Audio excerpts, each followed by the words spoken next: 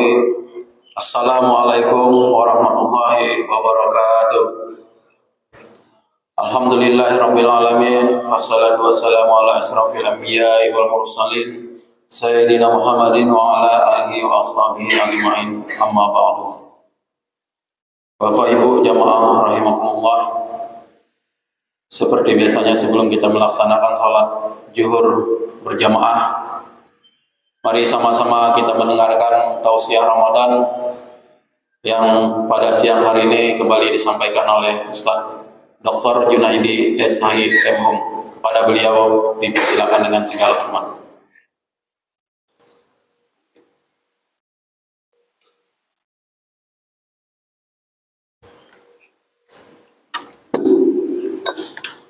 Bismillahirrahmanirrahim. Assalamualaikum warahmatullahi wabarakatuh. Alhamdulillahilladzi anzala al-Qur'an fi Ramadan. Wassalatu wassalamu ala asyrafil anbiya'i wal mursalin wa ala alihi wa sahbihi ajma'in, amma ba'du. Jemaah zuhur yang dimuliakan Allah, untuk sesi ketiga ini kita akan membahas tentang hak bernegara. Kalau kita bicara tentang negara, tentu yang kita bicarakan apa yang kita jalani hari ini. Sebab kalau kita membicarakannya negara pada masa baginda Rasulullah, tentu akan berbeda bila dibandingkan dengan negara yang kita hidup saat ini. Maka atas dasar itulah saya dan kawan-kawan menulis dengan judul bukunya Agama, Negara, dan Akhlak, suatu pengantar tentang realitas kehidupan. Jadi kita ini beragama, kita ini bernegara, tapi harus dibingkai dengan akhlak. Apa tandanya kita beragama? Bagi negara, untuk menunjukkan seseorang itu beragama atau tidak, apakah yang bersangkutan menjalaninya dengan baik atau tidak, dicantumkan di KTP. Kartu tanda penduduk, di sana ada satu kolom namanya agama. Walaupun ada yang beredar katanya di KTP itu agamanya dihilangkan. Sibuk kita, agama itu dihilangkan, sibuk kita. Bahkan ternyata ada negara yang mayoritas muslim, punya universitas tertua di dunia, katanya, ini katanya, saya nggak pernah nengok KTP-nya, itu tidak melampirkan agama. Tak ada di situ kolom agama Islam, kolom agama Katolik, kolom agama Kristen Ortodok, dan lain sebagainya, tidak ada. Nah, Indonesia melampirkan agama, di situ berbunyi Islam. Nah, di situ apa maknanya? Maknanya bagi negara, warga negara itu punya kewajiban untuk mencantumkan agamanya.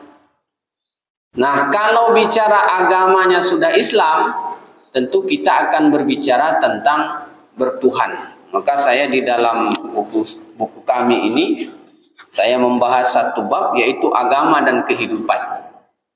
Di sana ada 1, 2, 3, 4, 5, 6, ada 7 poin.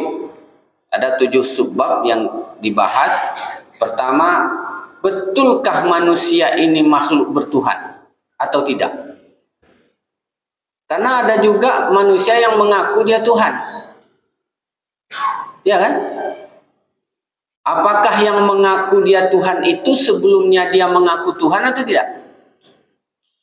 Syukur kalau jadi Fir'aun, jelas hidupnya. Jelas hidup Fir'aun itu, dia mengaku menjadi Tuhan. Ini ada orang tidak mengaku menjadi Tuhan, tapi sebenarnya secara tidak langsung dia sedang menunjukkan dirinya sebagai Tuhan.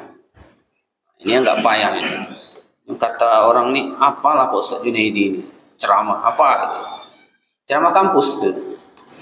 Nah, jadi ada makhluk bertuhan, dia mengaku ada Tuhan. Ada juga makhluk yang tidak mengaku adanya Tuhan, seperti komunisme.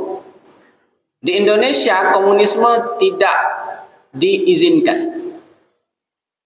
Dalam praktiknya wallahu a'lam, tapi di identitas jangan sekali-kali Bapak Ibu ketika melapor ke Disduk Capil, agama Bapak apa? Komunis.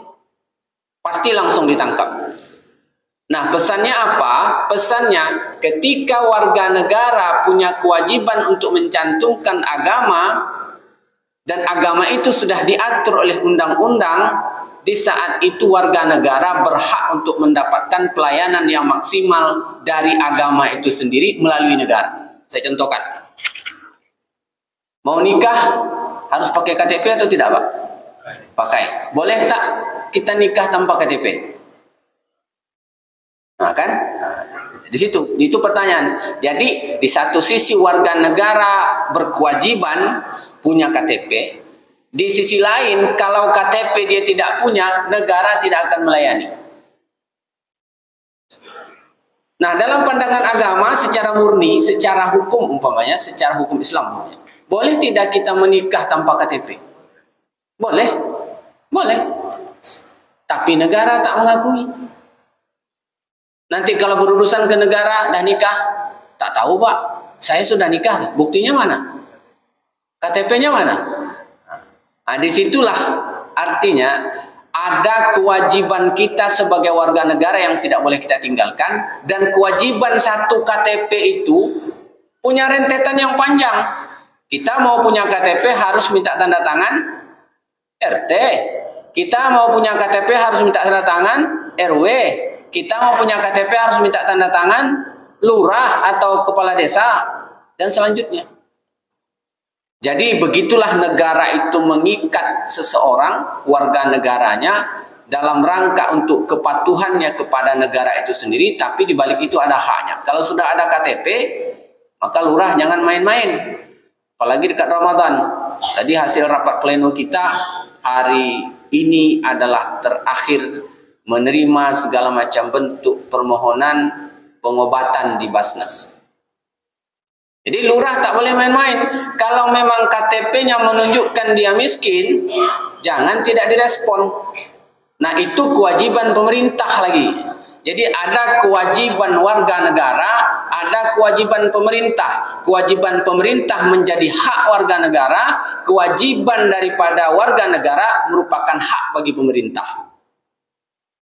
Kemarin melapor ke saya sudah setiap tahun Pak mengajukan permohonan, ya minta duit zakat untuk menzakatkan anaknya. Anaknya ada 2 orang. Kayak saya datang ke orang-orang kaya Pak, tak ada yang merespon sama sekali. Jadi Bu kesini kapan masukkan berkas? Hari Rabu Pak, kemarin ya, dia datang kemarin ke saya. Saya tengoklah KTP-nya, fotokopi KTP-nya, saya tengok kakaknya, saya tengok berkas-berkasnya. Memang cukup sangat menyedihkan. Tapi kita tak bisa merespon tiba-tiba. Oh kalau begitu begini sajalah Bu, saya akan bayarkan. Tak bisa. Ada prosedur yang harus dilewati. Nah itulah kerjanya Badan Amil Zakat itu sesuai dengan kriteria negara. Tak bisa duit itu dikeluarkan tiba-tiba. Ini kadang-kadang mohon maaf nih, yang tukang urus untuk minta zakat itu kita ini dibentak-bentaknya pula. Tapi ketika kami minta ngumpul, kami juga dibentak-bentak. 2 kali kami salahnya, Pak. Ketika duit diminta, kenapa susah betul berurusan di sini? Emang tak bisa ya dikeluarkan? Dibentaknya kita. Datang saya, Pak Ustadz, orang kaya, yuk bayar zakat. Meminta-minta zakat. Jadi 2 kali kena saya. Ketika ngurus dana yang ada dikelola, dibentak. Ketika awak nak minta, dibentak. Dan yang menariknya, yang meminta lebih banyak daripada yang nyetor. Nah, jadi saya ini salah satu representasi dari negara. Kami atas nama pimpinan Basnas berhak untuk meminta. Kalau bahasa Al-Quran bukan meminta, khuz, ambil. Cuma kalau maksa biasalah. Siapapun yang dipaksa tidak mau, itu pun masih banyak yang komplain. Jadi warga negara ini ketika tidak menguntungkan dirinya, dia komplain. Tapi ketika menguntungkan dirinya, itu diam-diam aja deh. Nah, inilah masalah yang terjadi di tengah-tengah kehidupan kita. Kita mengaku sebagai warga negara, kadang-kadang kita tidak tahu di mana kewajiban kita, di mana hak kita. Saya tengok-tengok di YouTube dari Raudatul Muslimin ini, ceramah Ustadz itu cuma 9 menit. Saya kemarin 18 menit ditambah dengan protokol. Saya nak menghalalkan gaji saya. Gaji saya yang 200.000, yang 100.000 mau saya halalkan. Masa cuma 9 menit kasihkan pengajian? Ini kritik pula. Nah, jadi Bapak dan Ibu, yang kedua saya tampakkan lagi. Ketika Bapak punya KTP, Ibu punya KTP, dalam persoalan menikah umpamanya, Bapak tak lapor ke negara, namanya nikah siri. Boleh tak nikah siri, Pak? Tadi nikah tanpa KTP boleh. Sekarang nikah ada KTP tapi nikah siri. Boleh tak? Boleh. Sudah banyak yang daftar? Nah, nikah siri ini Bapak dan Ibu, Ibu-ibu saya sampaikan supaya tahu juga. Nikah siri ini ternyata sudah dilegalkan oleh negara. Nah, Pak Minat, sudah dilegalkan, sudah disahkan oleh negara melalui dinas mana? Melalui departemen mana? Melalui Departemen Dalam Negeri. Turunannya di kabupaten ini di Disdukcapil. Nah, ini saya ngasih tahu, ngasih jalannya supaya baik, gitu. Yang minat jalankan, yang tak minat jalankan ajalah dengan yang sendiri. Nah, di mana letaknya? Letaknya itu ketika Bapak dan Ibu yang nikah siri tadi punya KTP, mengurus kakak. Ketika diurus kakak, ditanya, sudah menikah? Sudah, Pak. Ada surat nikah? Tak ada, Pak. Kenapa? Kami nikah siri, Pak. Mana surat keterangan kalau saudara nikah siri? Ini, Pak. Diserahkan, sudah. Setelah diserahkan, di kakak itu akan dikeluarkan namanya nikah kawin tidak tercatat. Maksudnya tidak tercatat oleh negara, tapi tercatat secara nikah siri. Nah, saya menunjukkan jalan ini. Jangan pula salah, saya memberikan pemahaman juga. Mana tahu nanti ada yang sembunyi-sembunyi menikah, pas sudah mati lakinya ternyata sudah menikah. Ada juga bininya yang lain umpamanya. Dan itu ada, pejabat kita dulu ada. Saya sebutkan. Atau salah? Tak salah, saya sebutkan. Ini kenyataan gitu. Jadi setelah pejabat itu meninggal dunia, rupa-rupanya ada yang pergi datang ke rumah yang bersangkutan, di sana ada foto suami istri dan suami itu yang meninggal tadi. Pergi lapor ke Disdukcapil, kemudian mendapatkan kakak, di kakak itu dituliskan kawin. Bukan kawin lari pula. Bapak ini aneh. Manalah bisa kawin tuh lari, Pak. Udah pula. Kawin tidak tercatat. Nah, Bapak dan Ibu, bagaimana prosedur berikutnya kalau mau menjadi kawin yang tercatat? Lapor ke Pak Kua. Pak Kua, ini kakak kami. Kami ini oleh negara sudah disahkan dengan tulisan kawin tidak tercatat. Kami minta surat nikah. Oh, tak bisa, kata Pak Kua. Kalau tak bisa, Pak, bikin surat komplain.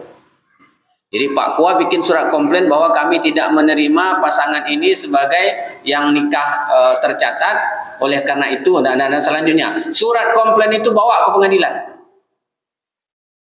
Nah, ini hak nih, ya, ini hak bernegara nih, ya. Ini hak bernegara, saya bilang hak bernegara ini. Saya temanya itu karena saya ini kan dokter hukum keluarga. Dokter saya hukum keluarga. Nah, jadi ini hak bernegara. Ketika Bapak sudah mendapatkan surat komplain dari KUA, atau malah tak perlu lagi, langsung bawa ke pengadilan agama, minta disahkan pernikahan yang awalnya tidak tercatat menjadi tercatat oleh pengadilan agama atas perintah putusan pengadilan agama itu sendiri. Jadilah resmi. Selesai. Cuma nanti ada lagi yang diseleksi, yang ditanya oleh pengadilan agama tuh, kau dulu nikah di mana? Saya nikah di Parit Gumpung, Pak. Ada orang Parit Gumpung? Saya asal sebut aja nih, asal sebut aja. Ada ya, pokoknya asal sebut aja. Saya nikah di Parit Gumpung, Pak. Yang menikahkan waktu itu siapa? Tak tahu juga saya, Pak. Kalau dah tak tahu juga, tak bisa pengadilan agama memproses. Karena dia khawatirkan, jadi walaupun negara membolehkan yang begitu, tapi secara agama harus jelas. Walinya siapa? Bapaknya. Kalau tidak bapaknya, kakeknya. Kalau tidak kakeknya, saudara laki-lakinya. Kalau di luar dari itu, pernikahannya dipandang tidak sah. Bahkan bukan dipandang, memang tidak sah. Nah, itu kalau nikahnya sirri. Ada juga kelakuan, Pak. Kelakuan ini. Kelakuan orang yang nikah tidak siri begitu pula. Sampai diakadkan 2 kali. Dilarang berkumpul. Ini kasus-kasus yang terjadi di Indragiri Hilir. Belum lagi yang nak kawin itu orang dari Mesir. Datang ke Indonesia. Pergi ke KUA Tembilahan. Saya tak tahu bahasanya bahasa apa. Setelah dicek, banyak betul dokumennya bermasalah. Ini orang Tembilahan nikah sama orang Mesir. Ada enggak keluarganya di sini? Jadi ibu-ibu, bapak-bapak tak bisa rahasia gitu. Terbaca gitu. Saya kalau pergi ke kantor tua itu, ya saya tengok, saya perhatikan orang kenal, saya apakan. Nanti kita diskusi sama Pak Kua, begini. Jadi persoalan pernikahan ini, saya ambil temanya pernikahan karena memang sampai hari ini tidak pernah tuntas. Ada saja muncul masalahnya. Sampai masalah harta warisan ketika suami mati pun dilaporkan ke Pak Kua dalam rangka untuk mendapatkan bagian-bagian tertentu. Nah, saya kira itu sesi pertama tentang hak bernegara. Jadi hak itu akan didapatkan setelah kita menjalankan kewajiban. Bapak Ibu punya kewajiban membuat KTP. Jangan pernah menolak, karena kalau datang ke Basnas tanpa KTP tidak akan diurus. Bahkan datang ke Basnas, di sana termuat di kakaknya itu kawin tidak tercatat, itu panjang ceritanya. Dicek lagi mana keterangannya, itu lengkap semuanya. Nah, jadi jangan dikira mengelola dana zakat itu, kau Jun ada berapa orang yang bisa kita bantu? Ini ambil, tak mau. Ada prosedur yang harus kita jalankan, karena di situ ada kewajiban negara dan di situ ada hak negara, sehingga banyak juga orang yang dari Basnas itu diperiksa karena salah dalam proses pengelolaan dana yang sudah masuk ke negara. Terima kasih, semoga bermanfaat. Wabillahi taufiq. Wassalamualaikum warahmatullahi wabarakatuh.